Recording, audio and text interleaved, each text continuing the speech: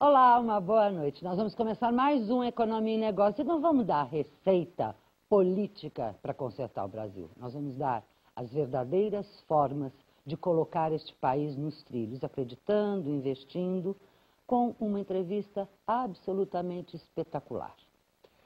No dia de hoje, nós vamos falar de uma empresa que é uma tal de Garneiro Group Acquisition Company. Já ouviu falar?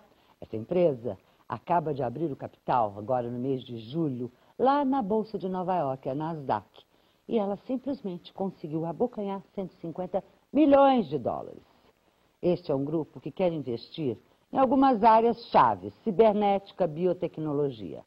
À frente desta empreitada está uma pessoa que eu admiro muito e tenho a honra de hoje tê-lo aqui como entrevistado.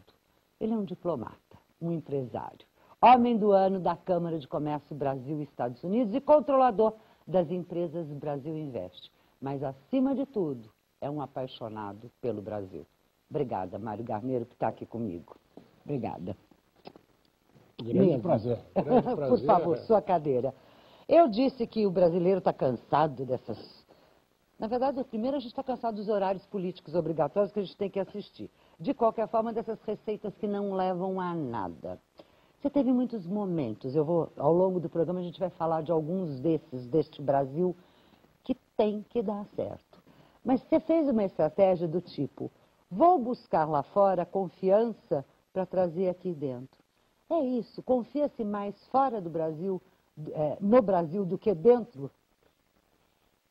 Primeiro, um prazer enorme estar aqui com você. Não é a primeira vez, eu repeti várias vezes aqui, e sempre com uma grande repercussão do que você faz. E muito obrigado pelo introito. Imagina.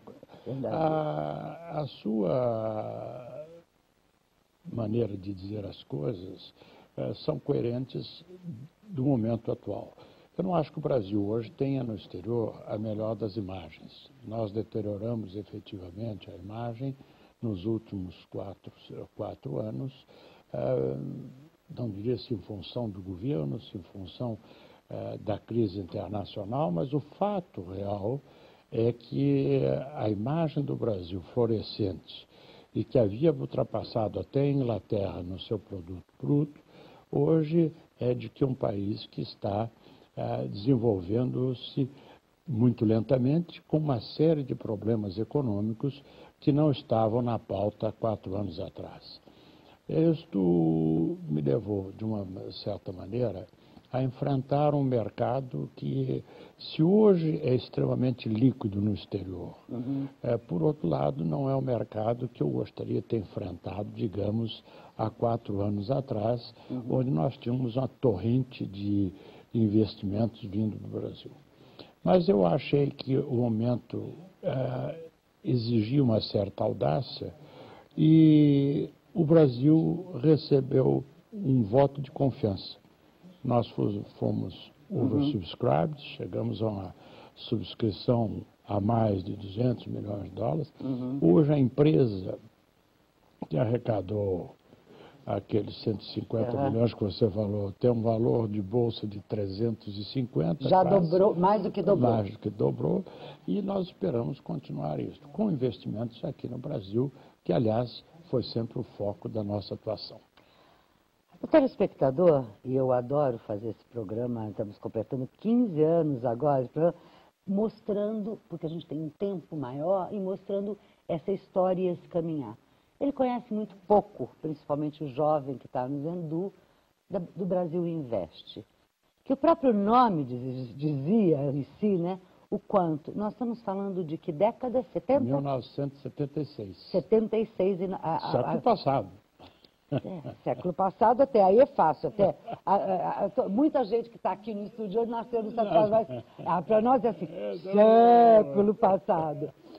Que era um Brasil numa série de conjunturas muito problemático, mas ainda com aquela impulsividade vinda dos anos 50, 60 do Brasil que tem infraestrutura. Na sua análise, vamos pegar esta fase primeiro, eu queria fazer quase 3, 4 décadas. O que estava ruim naquela época e melhorou, eu queria fazer o paralelo. E o que estava bom e piorou?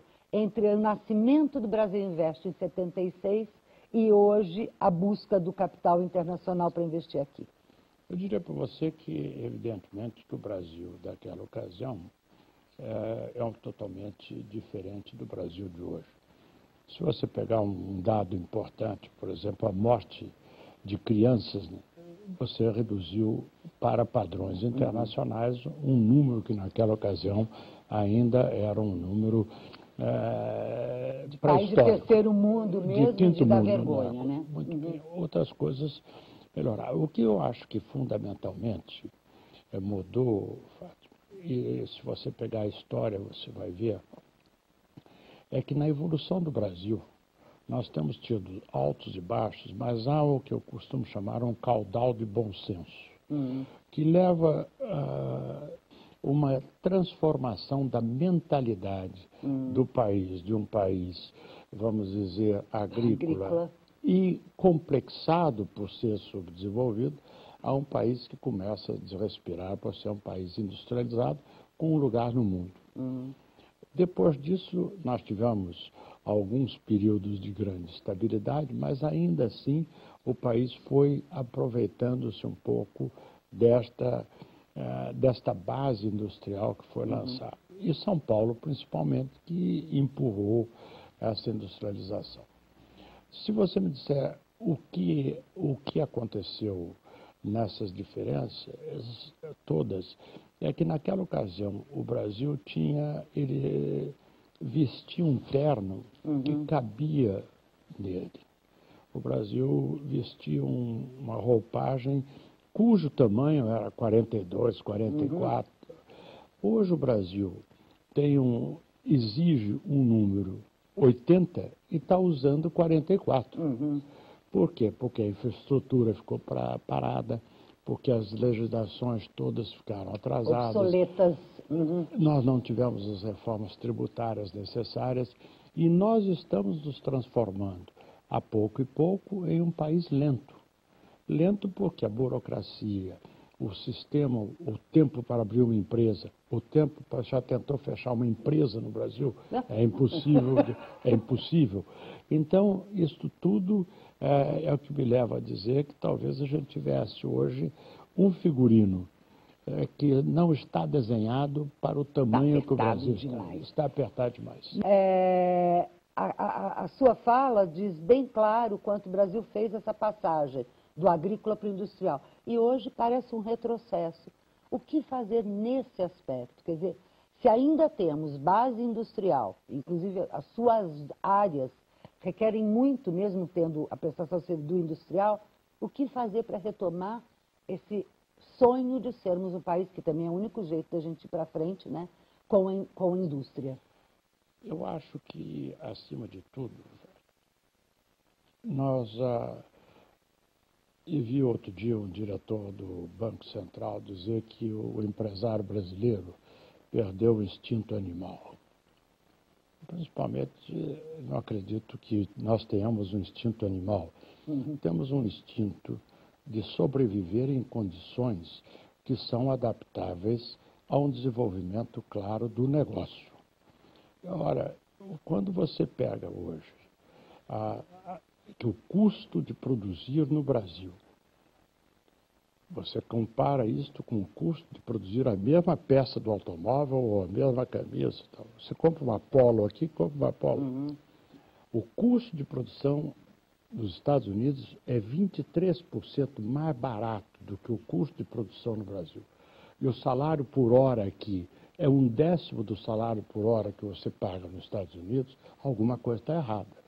Claro. Então, o programa de desindustrialização e a perda de competitividade é dada por esses fatores dos custos internos, dos custos de exportação e, principalmente, de algo que você não pode deixar de ver.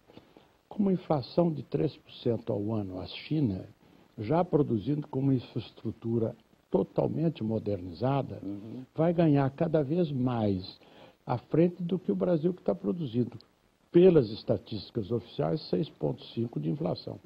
Só aí você tem um diferencial de 50% ou de 100% no custo de um produto feito aqui. De modo que, para retomar o ânimo empresarial, é necessário que nós tenhamos aqui na indústria não só o que temos hoje, uma alta tecnologia. A indústria automobilística trouxe para cá uma coisa que é muito mais importante que o capital e que os mercados. Trouxe a capacidade de management, a capacidade de gestão. E hoje o Brasil tem, você vê hoje aqui, o Burger King comprando uma empresa no Canadá e se transformando numa empresa de 30 bilhões de dólares, gerida por brasileiros. Então, a capacidade gerencial existe, o instinto empresarial existe, o que precisamos ter é uma repactuação total do programa de desenvolvimento econômico. O que o Brasil quer ser? Ninguém consegue dizer. Mas não, nós vamos. Os políticos não conseguem, mas nós vamos conseguir dizer aqui no programa. Eu tenho que fazer um pequeno intervalo, até para dizer para você, telespectador, que sem a sua participação eu não faço programa.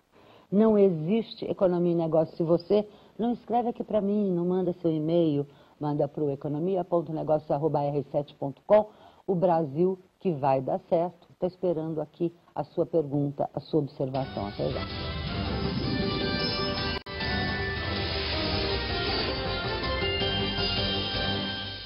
Olá, de volta com o Economia e Negócios. Hoje numa entrevista absolutamente maravilhosa com um dos meus ídolos, Mário Garneiro. Tem gente que tem ídolo, a banda de rock, ator, os meus ídolos são empresários. E eu adoro quando eu os tenho para dar este receituário, que a gente deixou no bloco passado. Será impossível, ou está sendo praticamente impossível, esperar dos políticos, dos atuais gestores, de quem está até dizendo que quer comandar a gente, o país, a nação, as pessoas, nos próximos anos ou décadas.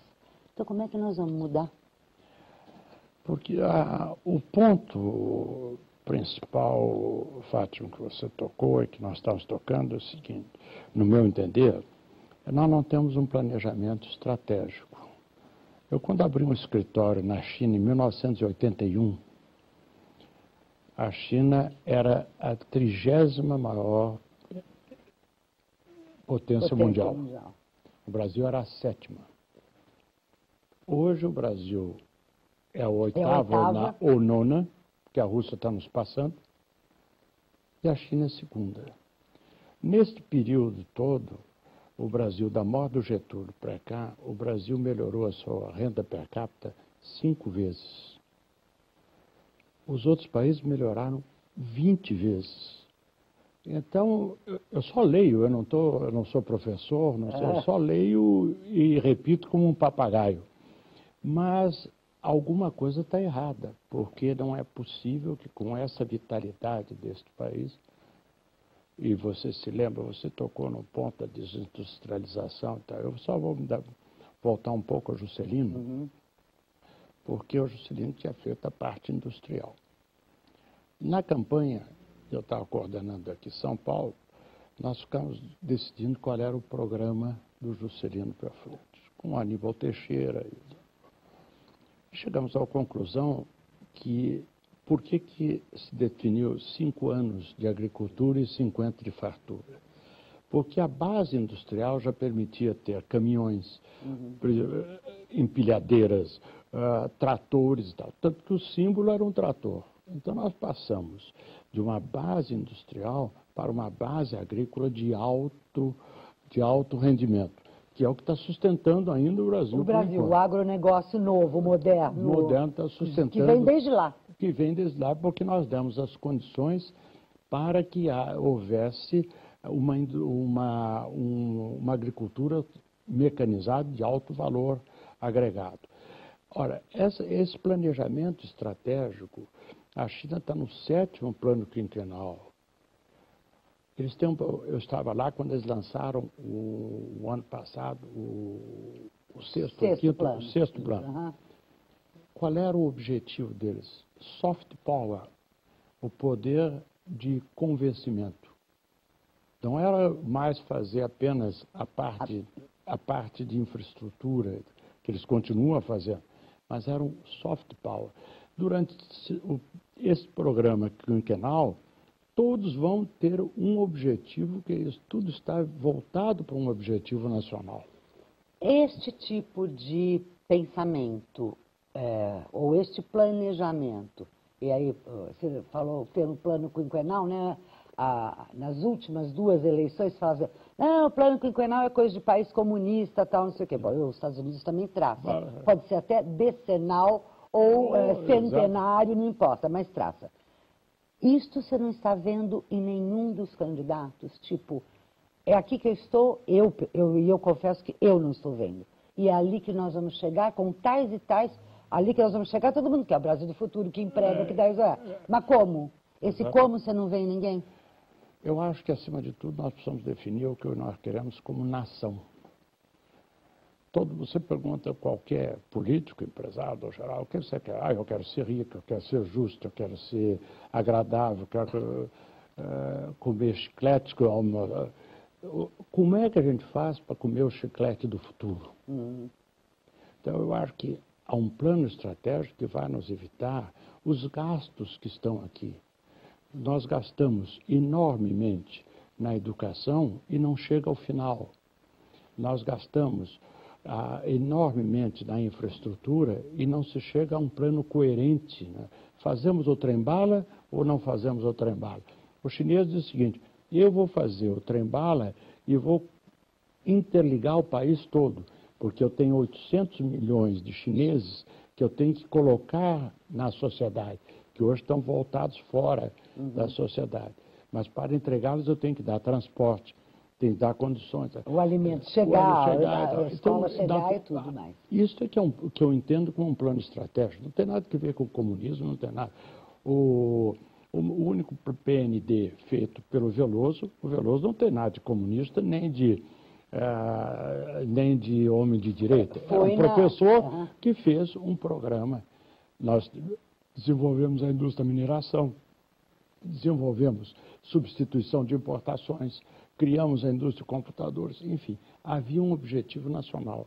Hoje, e aí se diz, o Estado deve ser mais ou menos participante. Interferir mais ou menos? Ele deve ser o indutor. E hoje não há um Estado indutor. Essa é a palavra mágica. Depois podemos até pensar o que queremos mais dele, mas o primeiro caminho é ele dizer, este é o caminho. É o caminho Nós estamos sem esta diretriz, e para a partir da diretriz da indução. Mário, você citou os seus momentos de passagem política, econômica, etc. Boa parte deles eu tenho acompanhado. O que você acha? Quer dizer, o que te pegou mais na suscetibilidade da empresa e do homem em termos de conseguir realizar os seus sonhos? A parte política, as N tipos de manobras e de acusações que você sofreu, a parte empresarial, a política interferindo no lado empresarial do realizar, que foi o que te frustrou em um período, eu sei que sim, e aí depois a gente vai para outro capítulo, quer dizer, que eu adoro essa pessoa aqui. Ok, frustrei, estou pé da vida, não deu nada certo, mas eu vou dar a volta por cima, entendeu? Mas o que mais te frustrou? O que foi assim, o ponto do Brasil Invest não ter sido aquilo que você imaginava que poderia ser? Veja o seguinte, Fátima, é muito boa a pergunta. Nós hoje chegamos a uma posição de tranquilidade, passando por altos e baixos. Quando esses fatos que você narra, políticos e tal, que de uma intervenção, de uma expropriação branca que não houve nem na história, eu acho que Zâmbia não teve uma coisa igual. Enfim, teria me dado talvez a chance de ter duplicado o tamanho do Brasil. Mas isso também, por um lado, não me afetou internamente, porque mudou apenas os campos de batalha. Então, você vê que isso tudo foi uma lição enorme. Uma lição que deu, no fundo, o ânimo para que as coisas continuassem nesse processo de recuperação e que, principalmente, fatos como este que nós fizemos agora em Nova York pudesse se concretizar de uma maneira quase natural dentro do processo. Então, eu diria para você, a frustração é não ter tido mais do mesmo. Mais, inclusive, do mesmo choque de dor, também? Ajudou a fazer tudo isso de novo. Deu essa garra. Duas frases que eu acho que é para a gente ficar aqui no intervalo, que eu vou fazer um rápido intervalo, mas a gente vai voltar já. É a frase do Mário Garneiro no primeiro bloco, que é: não, os empresários precisam voltar a ter ânimo para acreditar e investir no Brasil. Para isso, precisamos ter um planejamento, um plano de como vamos chegar lá, não é só aonde queremos chegar. E essa última frase, mais do mesmo, ou seja, garra, vontade de lutar, vontade de acontecer, desde o pequeno negocinho que você tem aí, da sua barraquinha de cachorro-quente, até Mega Brasil Investe e as empresas do grupo. Eu volto já logo depois de um rápido intervalo.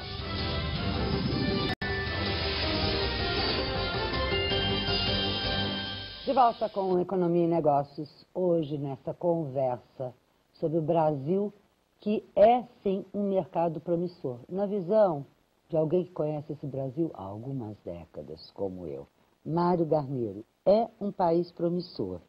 Você está acreditando nele. Você vai lá fora, lança, mas você quer o dinheiro para vir para cá. Vamos falar um pouco do que você quer fazer, o que você quer fazer no Brasil. Quanto, como vão ser os investimentos, como é que você está nessa programação daquele sonho que você sempre acalentou e que dá a volta por cima, vai lá, luta, mostra que estava certo e que põe tudo no trilho de novo. Muito obrigado. Mas, Fátima, eu acho que há setores aqui da economia brasileira que têm uma condição de desenvolvimento muito rápido. Vejo, por exemplo, a biotecnologia.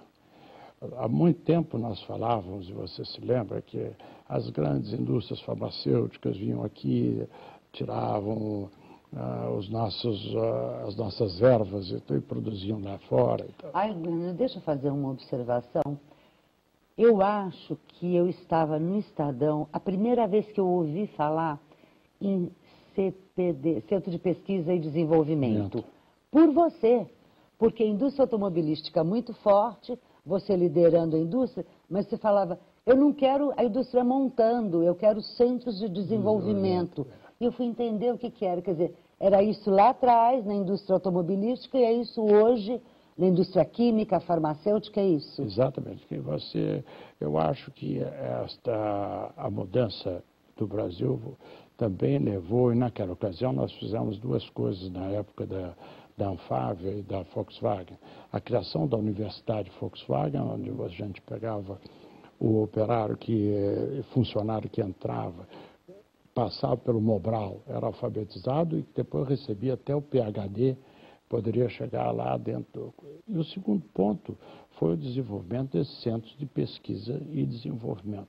E criação dos primeiros carros que foram feitos. Quando o Leiden estava na Volkswagen, estava nós criamos os primeiros carros. O Golf foi feito aqui no Brasil, foi levado depois para a Alemanha.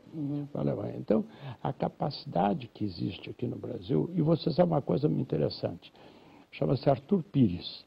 Esse rapaz trabalhou, hoje não é um rapaz, ele trabalhava na Volkswagen aqui, foi para a Audi. Da Audi, hoje ele foi o desenhista principal quando a Volkswagen comprou a Bentley, que é o top dealer, o desenho da Bentley Continental é do Arthur. Então, brasileiro que está lá.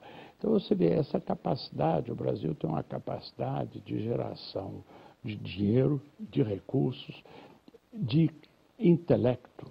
Então, tem um amigo meu que tem uma grande galeria de arte em Miami. E eu vou sempre lá e ele me diz o seguinte, ele é um grande vendedor de boteiro, de outras coisas, ele diz assim, olha, hoje, Mário, a maior produção artística mundial é feita, de melhor qualidade, é feita por brasileiros. Incrível. é Tunga, Varejão, Muniz e outros. Ele diz a maior capacitação em termos de arte moderna está no Brasil. Uhum. E nós não sabemos disso.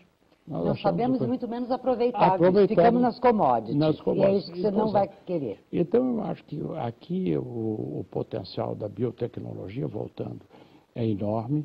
Você pode imaginar que desde Oswaldo Cruz veio daqui.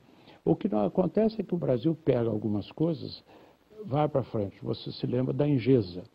A Engesa ganhou, com os tanques mais sofisticados do mundo, ganhou na Arábia Saudita.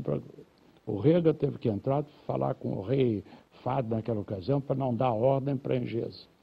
A Engesa teve um problema financeiro, mataram a Engesa, mataram em vez de trocar. O management não está bom, troca o management. Mataram a empresa, acabaram com isso.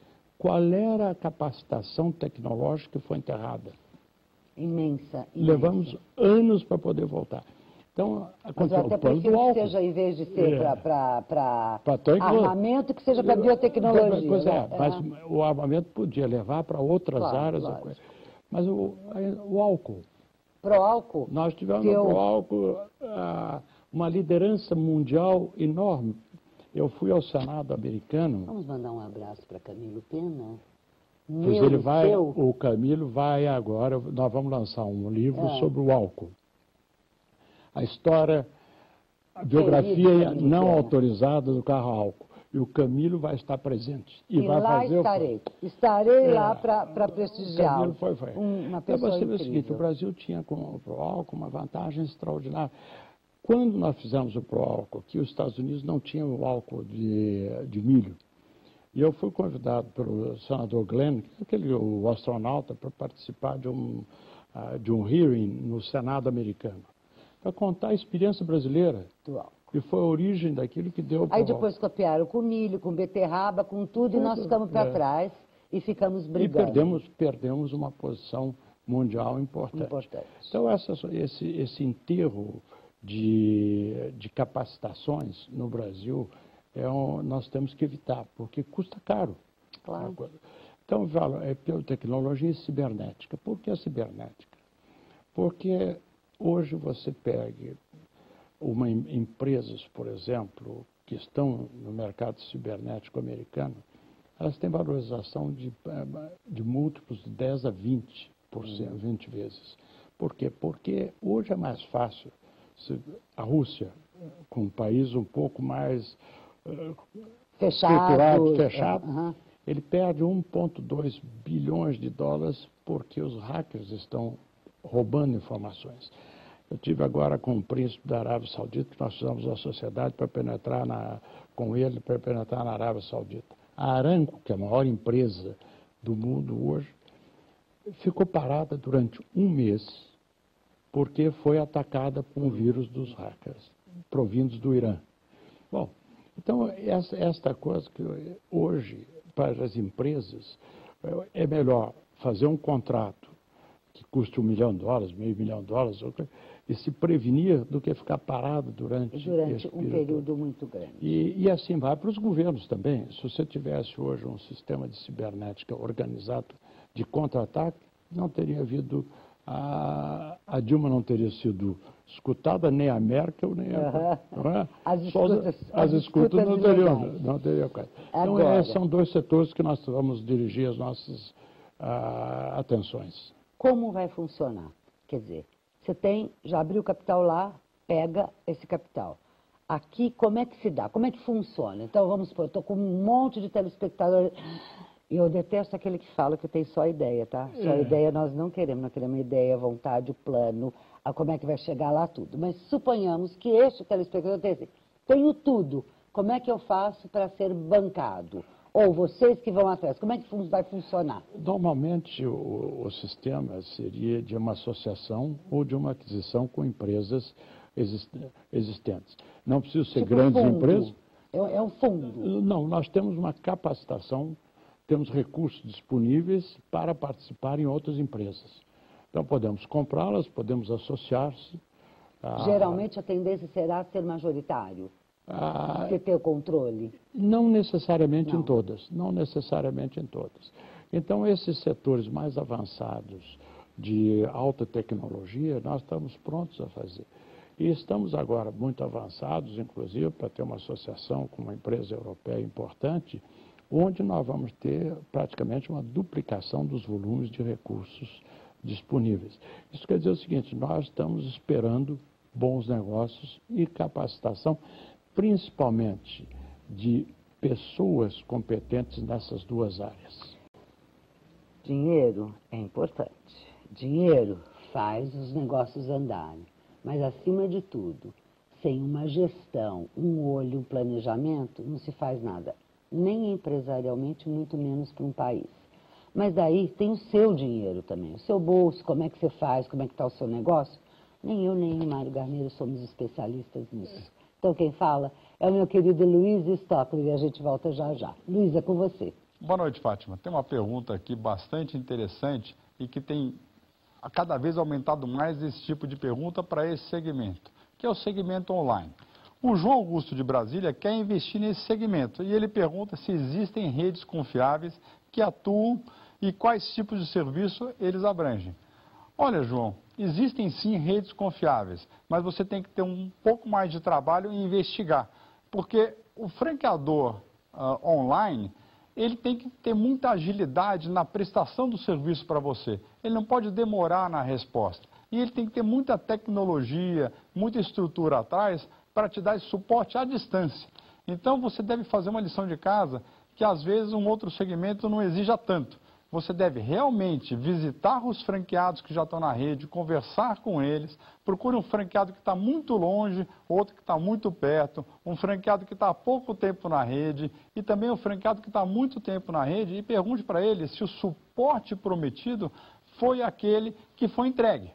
E também visite necessariamente a sede desse franqueador e verifique se a estrutura que ele está prometendo, se o serviço que ele está te prometendo entregar, ele tem realmente condição de entregar. Se você fizer essa lição de casa bem feita, eu tenho certeza que você vai ter sucesso na operação e vai achar aquele franqueador confiável que vai cuidar bem do seu investimento e do seu capital.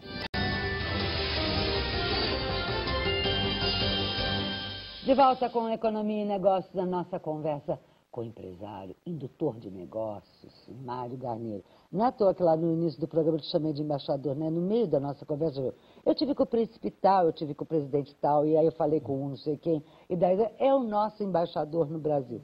Aliás, antes de continuar, na área empresarial, que me interessa muito, para o empresário também progredir, ele precisa muito das relações internacionais, desta coisa do mundo que você já fazia isso lá na década de 70, mas que hoje está mais do que nítido a importância globalizado, intercalado. Nossa área internacional, daquela época para agora, melhorou ou piorou, incluindo tanto política macro como relações exteriores mesmo, Itamaratis da vida, como é que você vê?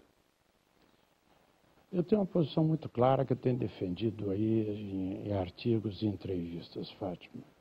Eu acho que o Brasil... Eu vou citar um fato, depois eu chego na conclusão. Eu tive a oportunidade, numa reunião que eu ia anualmente, feita pelo presidente Gerald Ford, em Beaver Creek, no Colorado, de assistir à assinatura do pré-acordo das minutas que deram origem ao NAFTA. NAFTA que depois, sob o ponto de vista ideológico, foi dado como uma anexação dos Estados Unidos, do México e do Canadá. E a história real é um pouco diversa.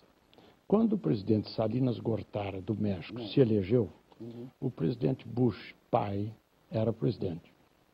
O Gortara ligou para ele, primeiro telefonema, e disse assim: presidente Bush, eu tenho uma ideia. O México gostaria de se integrar num programa de mercado comum no hemisfério norte. O senhor poderia receber uma delegação mexicana para poder... E assim nasceu o NAFTA. Não, ó, que eu, Bush, vai aqui e pego você. Então, nasceu assim. Depois pintou-se, inclusive a ALCA, de fatores puramente ideológicos. Eu acho que o Brasil perdeu as chances de fazer um acordo comercial com os Estados Unidos, isoladamente fazer um acordo com a Europa. Está perdendo as possibilidades de fazer, enquanto você vê agora... Mercosul, então nem se fala, que já é feito. Mas hoje eu vi uma coisa até interessante, porque nós dissemos, olha, que o Mercosul é formidável. O Mercosul é um plano político estratégico para evitar que um jogue bomba no outro. O resto comercial aconteceu tal, porque hoje você pega a Argentina, além das restrições que faz a nós, a Argentina é o maior comprador da China, da Índia e dos outros países, não é mais do Brasil. Do Brasil não mais. Então, nós ficamos vinculados, embora no acordo de Constituição haja um waiver ou uma permissão para o Brasil, para qualquer dos membros, fazer acordos internacionais, nós nunca fizemos. O México, depois do NAFTA, fez 38 acordos comerciais. Ele está na OCDE, ele entrou com o Japão, nós fizemos nenhum. Fizemos um com o Egito, outro com Israel, para trocar cordialidades. Aliás, levamos uma boa canelada de Israel depois. Mas, enfim, a história toda nossa é que o Brasil é muito maior como país do que puramente o Mercosul. No geral, nós somos mal conhecidos. O que quer dizer mal conhecidos? Se você pegou antes da Copa, o que dizia isso do Brasil é o seguinte: você não sai na rua porque você vai ser assassinado. Você não tem transporte. Graças a Deus a imagem foi muito bem, organizamos muito bem. Isto foi um banho efetivo, favorável da imagem do Brasil. Então eu acho que nós teríamos que vender ainda melhor o Brasil no exterior. O segundo ponto que eu acho é que nós temos o empresário brasileiro e o Brasil no geral ainda tem um pouco de complexo de inferioridade em falar com os outros. O mundo de negócio internacional, como o mundo político, é um mundo de catch as catch you can. É uma luta livre. E na luta livre, se você entrar com complexo, você não consegue. Se já fica baixadinho, já fica encolhido e nada vai. E o Brasil é grande. Daí eu te pergunto, qual é o lugar do Brasil no mundo? O seu livro, Fórum das Américas, que é isso que também é fantástico. Quer dizer, você sempre empreendeu, sempre foi, mas sempre debateu, né? Você sempre chamou todo mundo para conversar e para ter ideias. Qual é o lugar do Brasil no mundo? Não há lugar negro. Se você me perguntasse na visão ideal que eu teria, o Brasil hoje estaria ocupando o lugar que a China está ocupando. No mínimo segundo lugar. No mínimo segundo Até lugar. o terceiro a gente se conformaria, não? Oitavo, nono, não dá, né? O de pior no oitavo, nono, nós estamos no oitavo, nono, perdendo para chegar no 10º. Então é isso que eu acho que e não é apenas a crise internacional, porque a crise internacional atingiu a todos. E aqui não há... eu acho que o Brasil, para ser governado, é muito difícil. Não estou fazendo uma crítica para um governo A, B, C ou D. Estou fazendo como você sabia, levando a dizer as coisas que eu penso. E já estou numa idade também de dizer as coisas como elas são, não é assim? Mas isso que eu estou dizendo não é uma novidade para você, não é uma novidade para o telespectador, e não é uma novidade para a Bolsa, para quem coloca na Bolsa, não é uma novidade para quem está vendo assim. Vamos fazer alguma coisa de uma maneira coordenada, porque de maneira coordenada nós chegamos. Para não desanimarmos, e não é a sua característica, você está aqui no programa exatamente porque você dá a volta por cima, etc, etc. Eu te pergunto como, é através de que mecanismo? A gente teve recentemente a questão dos movimentos, né? E agora está sendo demais de usado em todas as campanhas políticas, por todos os candidatos, né? A massa pede, bom, a massa pede, a massa vai ser ouvida. É isso. Quem vai fazer essa mudança necessária para a gente ocupar o nosso merecido segundo lugar na economia mundial? Bom, eu vou fazer uma análise minha dos movimentos, certo? Eu acho que esses movimentos que eclodiram no ano passado foram resultados fundamentalmente de um sentimento da sociedade que a inflação estava voltando. E voltando forte. Né? Antevemos, né? É isso, basicamente é isso. Tanto que você viu que a parte dos trabalhadores só aderiu posteriormente. Foi basicamente uma marcha da classe média que se sentiu oprimida e que foi se manifestar espontaneamente. Mas eu acho que, no fundo, ela foi assentada por uma razão. Quando você fala que o centro da meta é 4,5 e você admite 6,5, a diferença de 4,5 para 6,5 são 44%. É brutal. Não são 2 pontos, são 44% que refletem no seu bolso, no bolso de quem vai ao supermercado. Eu acho que as marchas no final, sem um caráter, eu estava vendo um desses do movimento dizendo, não temos nenhum sentido político, nós estávamos inconfortados. Mas o conforto vinha, o desconforto vinha basicamente da inflação, do sentimento da inflação e da repetição do que nós tivemos atrás. Então, essa é uma análise que você tocou nos movimentos, eu quis tocar nos movimentos. O segundo ponto, o que precisa, eu acho que uma definição clara, quem governa é que tem que definir. Nós temos as instituições sólidas no Brasil. Por que é muito difícil dizer o Brasil virar uma Venezuela ou virar uma outra? Não é porque nós temos aqui uma estrutura absolutamente institucional, que ninguém pode chegar aqui e dizer o seguinte, eu vou para derrubar isso daqui ou fazer aquilo. Aqui tem uma estrutura e tem gente que responde por essa estrutura. Então, esta estrutura está habilitada a dar contribuições efetivas ao setor governamental no sentido de estudar um plano estratégico onde eles vão aderir. Claro. E a Eu partir acho que é um trabalho conjunto. Então, talvez essas manifestações tenham que continuar ainda mais um pouco para pressionar, para que daí a gente tenha esses movimentos de tomada de decisão de eu vou traçar o rumo, é isso? Eu acho que sim, porque se você pegar também as manifestações do ano passado, a grande lição é que todo mundo começou a falar da inflação. E ninguém estava falando naquele período, não, a inflação está... E a inflação é a dissolução da sociedade por outros meios. A gente sabe o quanto a história tem mostrado que o povo sabe, que o povo, mal ou bem, de uma forma ou de outra, transforma, que o povo é, na verdade, quem comanda. Mário Garneiro, milhões de obrigada por mais essa oportunidade de compartilhar essa cabeça maravilhosa que você tem. Obrigada. Muito obrigado a você. Você é meu ícone dentro da televisão e do tempo do Estado de São Paulo.